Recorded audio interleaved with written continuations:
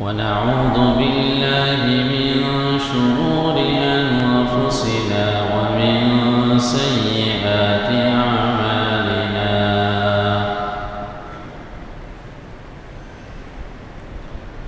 من يهده الله فلا مضل له ومن يضلله فلا هادي له ونشهد أن لا إله إلا الله وحده لا شريك له ونشهد أن سيدنا ومولانا محمدا عبده ورسوله أما بعد فنعوذ بالله من الشيطان الرجيم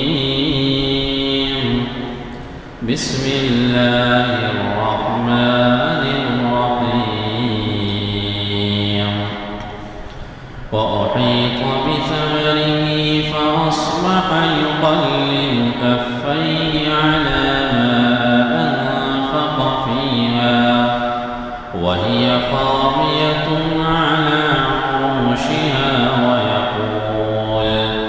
ويقول يا ليتني لم أشرك بربي أحدا صدق الله العظيم وبلغنا رسوله النبي الكريم ونحن على ذلك لمن الشاهدين والشاكرين والحمد لله رب العالمين اللهم صل على سيدنا محمد وعلى آل سيدنا محمد وبارك وسلم اللهم صل على سيدنا محمد وعلى آل سيدنا محمد وبارك وسلم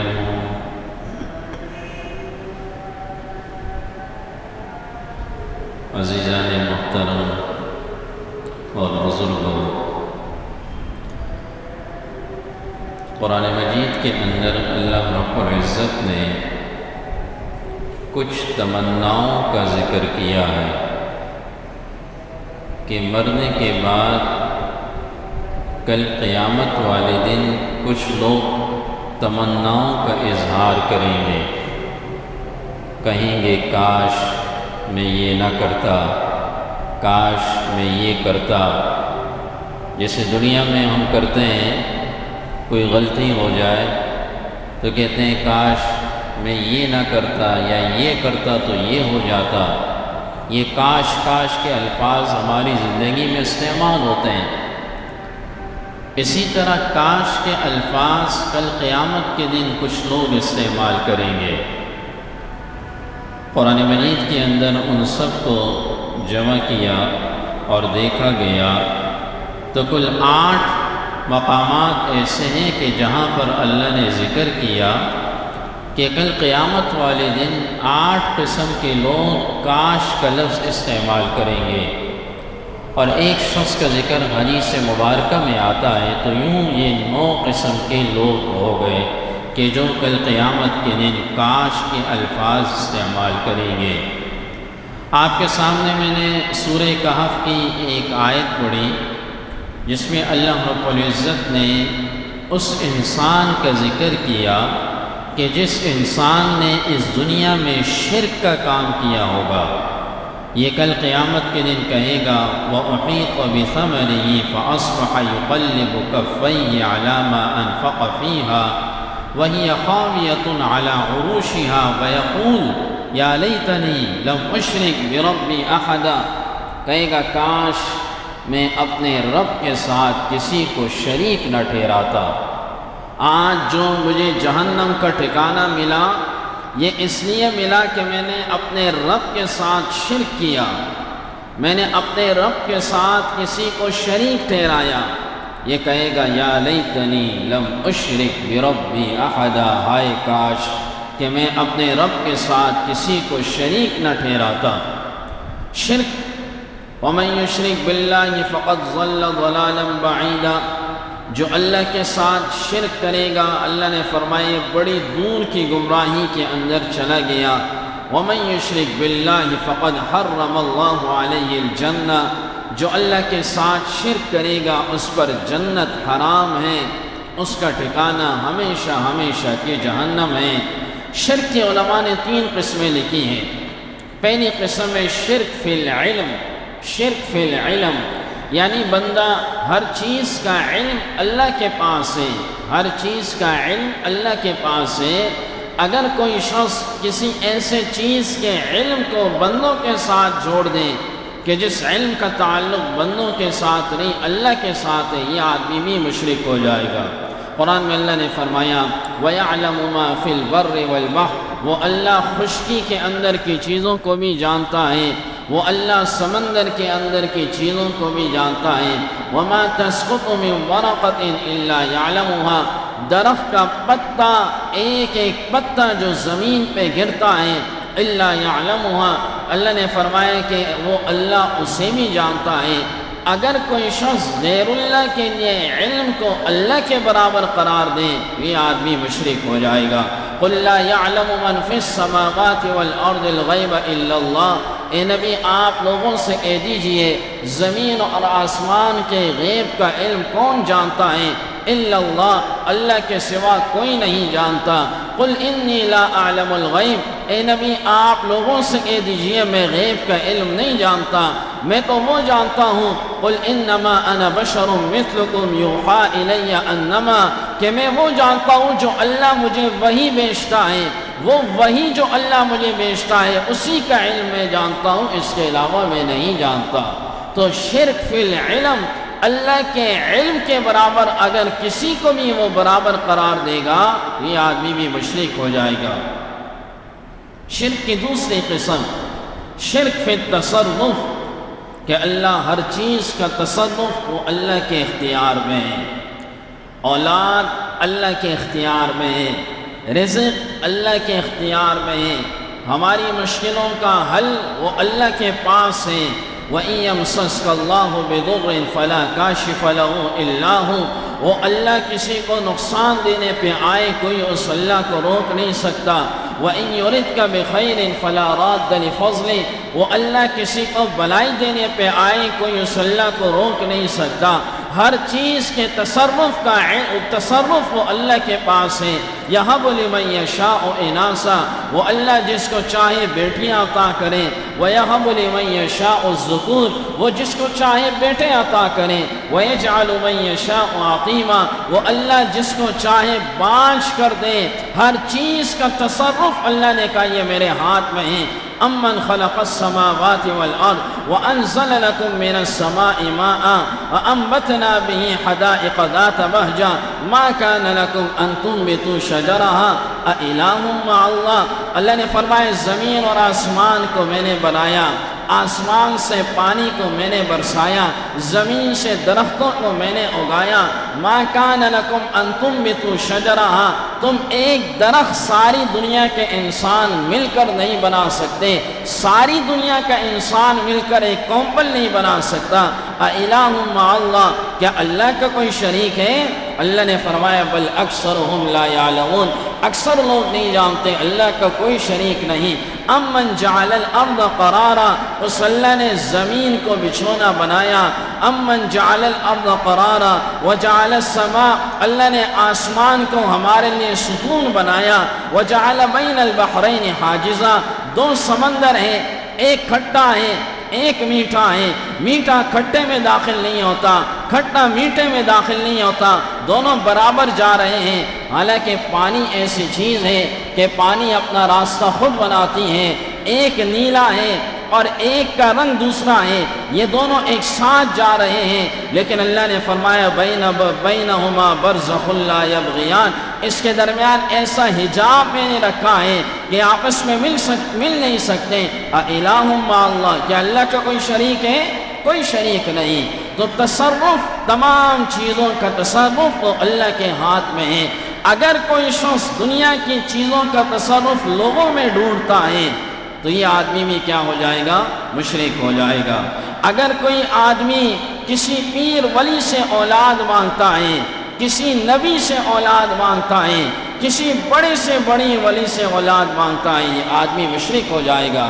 اور اگر کسی کی قبر پہ جا کر اپنی مشکلیں اس کے سامنے رکھتا ہے کہ میری مشکلیں حل کر دیں، یہ آدمی مشرک ہو جائے گا، کیونکہ اللہ نے ہر چیز کا تصرف اپنے پاس رکھا ہے۔ تو شرک کی دوسری قسم شرک فی التصرف کہلاتی ہے۔ شرک کی تیسری قسم شرک فی العبادہ، کہ اللہ کے ساتھ عبادت میں کوئی شریک نہیں، سجدہ اللہ کو روا ہے، جانور کا ذبیحہ اللہ کے نام پہ ہوگا۔ اگر کوئی شخص سجدہ اللہ کے علاوہ کسی اور کو کرے، طواف اللہ کے گھر کے علاوہ کسی اور مزار پہ طواف کریں، الذبیحہ اللہ کے نام کے علاوہ کسی اور کے نام پہ ذبح کریں، حرمت علیکم المیتہ والدم ولحم الخنزیر وما اہل بہ لغیر اللہ۔ اللہ نے فرمایا جیسے مردار حلال ہے، خنزیر کا گوشت حرام ہے، مردار حرام ہے، اسی طرح وما اہل بہ لغیر اللہ، جو میرے نام کے علاوہ کسی اور کے نام پہ ذبح کیا جائے گا وہ بھی حرام ہوگا۔ آپ ایصال ثواب کر سکتے ہیں، آپ نے اللہ کے نام پہ ذبح کیا، دل میں نیت کی اللہ اس کا ثواب فلاں مرحوم تک پہنچا دے، یہ جائز ہے، لیکن ذبیحہ اللہ کے نام کا ہوگا، اللہ کے نام کے علاوہ نہیں ہوگا۔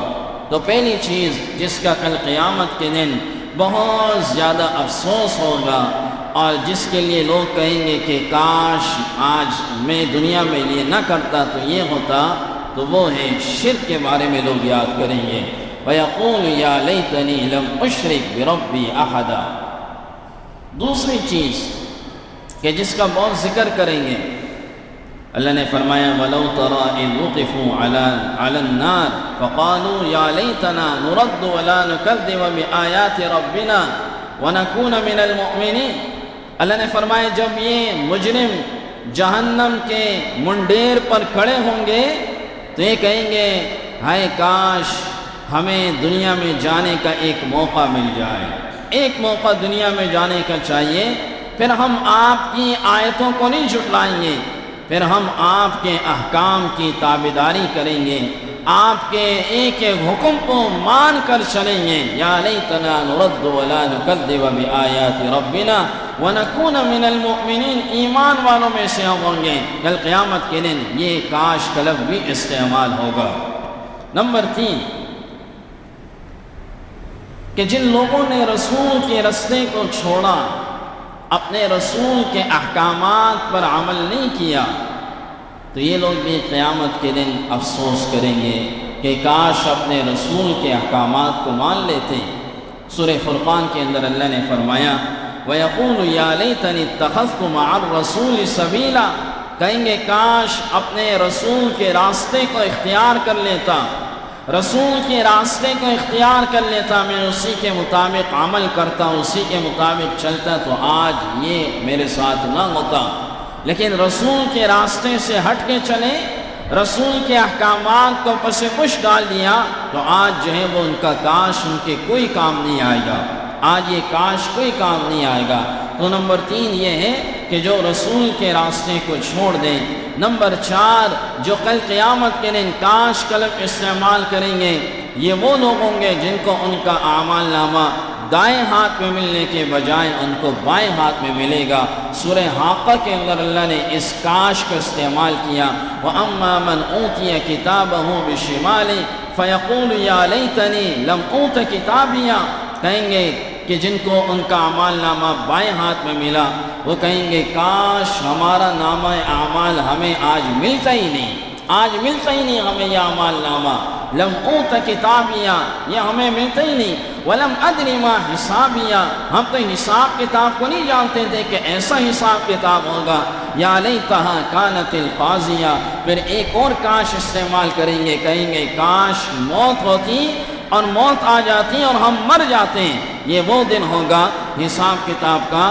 جناب رسول اللہ صلی اللہ علیہ وسلم نے ارشاد فرمایا کہ جس شخص کو اللہ نے ان کے دائیں ہاتھ میں اعمال نامہ دیا یہ بڑا خوش ہوگا، یہ بڑا خوش ہوگا، یہ اپنے گھر والوں کے پاس جائے گا اور ان کو دکھائے گا فیقول ہاؤم اقرؤوا کتابیہ انی ظننت انی ملاق حسابیہ، کہے گا یہ دیکھو یہ میرا اعمال نامہ ہے، دیکھو میں کامیاب ہو گیا، میں پاس ہو گیا۔ جیسے دنیا میں بچے کہیں رزلٹ کا دن ہوتا ہے اور ایک بچہ پوزیشن لے تو سب کو دکھاتا ہے دیکھو میں نے اتنے اچھے نمبر لیے، وہ کہے گا دیکھو میں پاس ہو گیا، میں کامیاب ہو گیا، وہ سب کو دکھاتا پھرے گا۔ اور جسے دائیں ہاتھ کے بجائے بائیں ہاتھ میں ملا تو وہ کہے گا یا لیتنی یا لیتہا کانت القاضیہ، ہائے کاش کہ یہ حساب کتاب ہی نہ ہوتا، یہ حساب کتاب ہی نہ ہوتا۔ آج حساب کتاب ہو رہا ہے لم اوت کتابیہ، یہ حساب کتاب یا اعمال نامہ مجھے ملتا ہی نہیں، اس کی وجہ سے آج میرے لیے بڑا مسئلہ ہے۔ یاد رکھیے قرآن مجید میں اللہ نے ایک جگہ نہیں جا بجا بارہا آیات کے اندر اس اعمال نامے کو ذکر کیا۔ ہمارا ہر عمل لکھا جا رہا ہے، ہماری زندگی کا ہر عمل ہمارے اعمال نامے میں رجسٹر کے اندر محفوظ ہو رہا ہے، حتیٰ کہ ما یلفظ من قول الا لدی رقیب عتید۔ سورہ قاف میں اللہ نے فرمایا جو لفظ تم زبان سے نکالتے ہو یہ فرشتے اس لفظ کو بھی لکھ رہے ہیں، اس ایک لفظ کو لکھ رہے ہیں۔ تمہاری زندگی کی دنیا کے اندر لوگ اپنی زندگی کی خفیہ ویڈیو سے ڈرتے ہیں، ہر آدمی ڈرتا ہے کہ اس کی زندگی کی خفیہ ویڈیو کسی کے سامنے نہ آ جائے، اور اگر آ گئی تو کہتے ہیں عزت کا کیا ہوگا۔ اور سوچیں اگر ہماری زندگی کی ویڈیو کل قیامت کے دن چلائی گئی تو ہمارا کیا بنے گا۔ ہر آدمی کو پتہ ہے اس کا، ہر آدمی کو پتہ ہے من آنم کے من دانم، ہر آدمی اپنے بارے میں خوب جانتا ہے، خوب جانتا ہے۔ تو اگر اس کی زندگی کی وہ ویڈیو چلی تو کیا ہوگا؟ ایک چیز الیوم نختم علی افواہہم وتکلمنا ایدیہم وتشہد ارجلہم بما کانوا یکسبون۔ آج اس زبان کو تالے لگ جائیں گے۔ دنیا میں تو اگر کوئی کسی کی بات آئے کہتا ہے یہ جھوٹ ہے، یہ غلط ہے، وہاں یہ نہیں ہوگا، وہاں تالے لگ جائیں گے۔ جسم کے جس عضو نے گناہ کیا اللہ اس کو زبان دے گا، وہ خود بولنے لگ جائے گا، یہ قدم بولنے لگ جائیں گے، یہ ہاتھ بولنے لگ جائیں گے، یہ آنکھیں، ہر چیز کو اللہ زبان دے گا کہ اس بندے نے مجھ سے یہ گناہ کروایا، اس بندے نے چل کے یہ گناہ کیا۔ ہر چیز ہمارے نام اعمال میں لکھی ہوئی ہے۔ اسی لیے فرمایا من نوقش فی الحساب فقد عذب، جس سے اللہ نے حساب لینا شروع کر دیا یہ عذاب میں مبتلا ہو گیا۔ اسی لیے جناب رسول اللہ صلی اللہ علیہ وسلم نے امت کو دعا سکھلائی کہ یہ دعا اپنی دعاؤں کے اندر شامل کرو اور اسے پڑھا کرو۔ اللہم حاسبنی حسابا یسیرا، اے اللہ میرا حساب آسان لینا، اللہم حاسبنی حسابا یسیرا۔ سیدنا عمر بن خطاب رضی اللہ تعالیٰ عنہ، کتنا بلند مقام کہ جنہیں حضور علیہ السلام نے بارہا جنت کی بشارت دی، بارہا جنت کی بشارت دی، جن کے ہاتھ سے اسلام کی اتنی بڑی فتوحات ہوئی، لیکن آخری وقت تھا تو اپنے بچے سے کہا کہ میرا سر زمین پہ رکھ دو، تو بچے نے اپنے گود میں رکھا کہ فرش پہ، ظاہر اس زمانے میں مٹی کے فرش تھے، تو کہنے لگے نہیں فرش پہ رکھا، فرش پہ رکھنے کے بجائے گود میں رکھا، تو غصہ ہوئے، کہا نہیں فرش پہ رکھو۔ انہوں نے فرش پہ رکھا اور فرش پہ رکھنے کے بعد رو رہے تھے، آنکھوں سے آنسو روانہ تھے اور یہ کہہ رہے تھے کہ اے اللہ اگر تو نے عمر کی مغفرت نہ کی تو عمر کا کیا بنے گا۔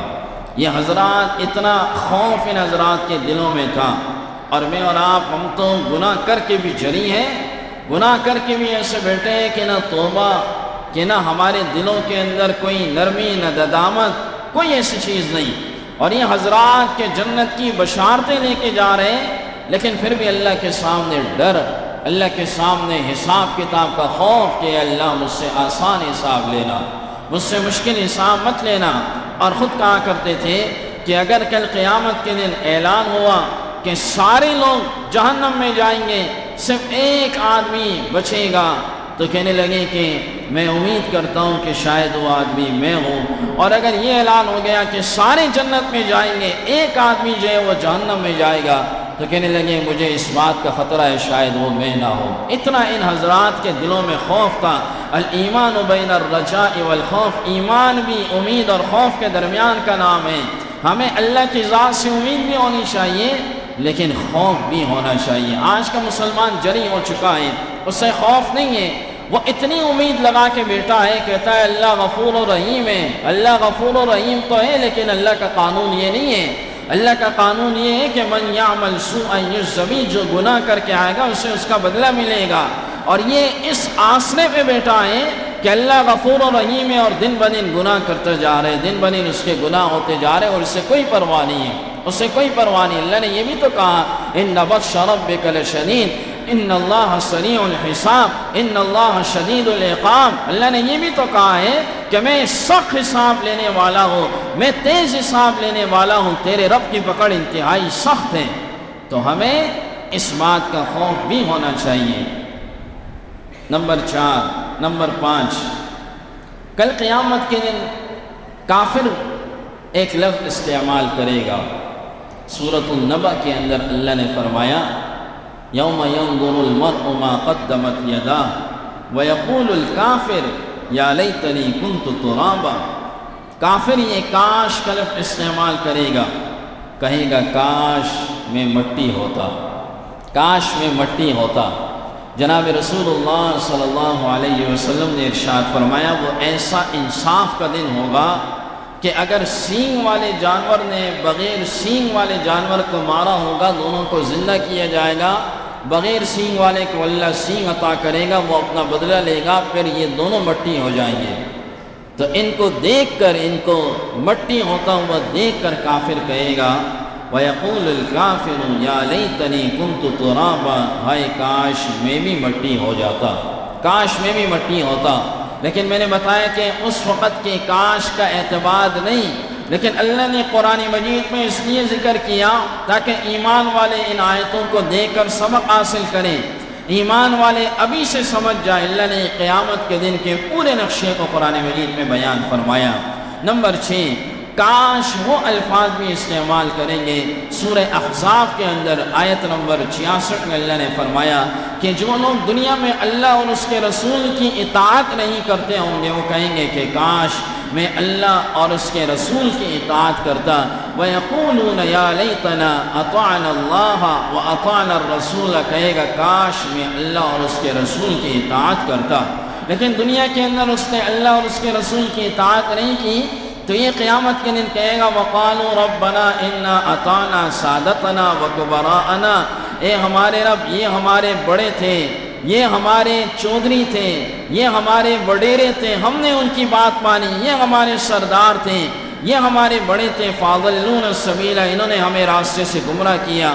اللہ فرمائے گا ربنا آتِهِمْ ضِعْفَيْنِ مِنَ الْعَذَابِ، اور کہیں گے اللہ سے اے اللہ ہمارا عذاب بھی ان کو دینا، وَلْعَنْهُمْ لَعْنًا كَبِيرًا، ان پہ اپنی خاص لعنتیں برسانا، انہوں نے ہمیں بھی گمراہ کیا۔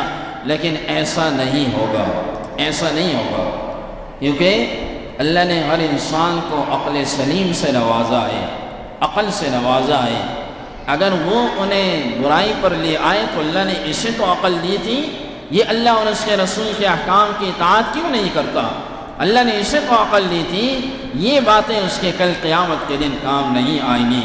نمبر 7، اللہ نے سورہ فجر کے اندر اللہ نے فرمایا کہ لوگ کہیں گے کہ کاش میں کچھ نہ کچھ نیک اعمال آگے بیچ دیتا۔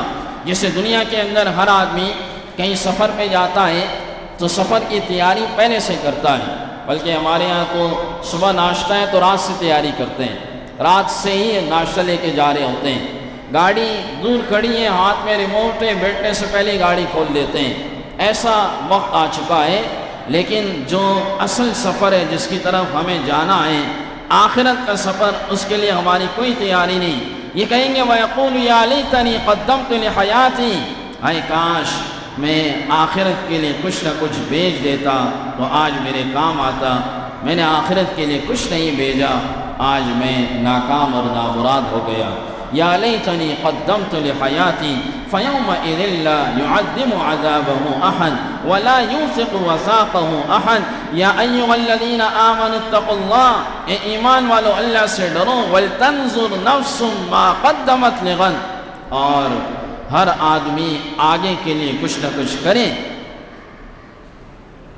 اس دنیا کی زندگی یہ 50-60 سال کی 70 سال کی زندگی ہے، بلکہ اب تو دیکھا جائے تو جوان ہمارے سامنے مر رہے ہیں اور بوڑھے بھی جا رہے ہیں، بچے بھی جا رہے ہیں۔ جوانوں کی تعداد اب پہلے سے زیادہ ہے جو جلدی جا رہی ہے، بیماریوں کی تعداد پہلے سے زیادہ ہے۔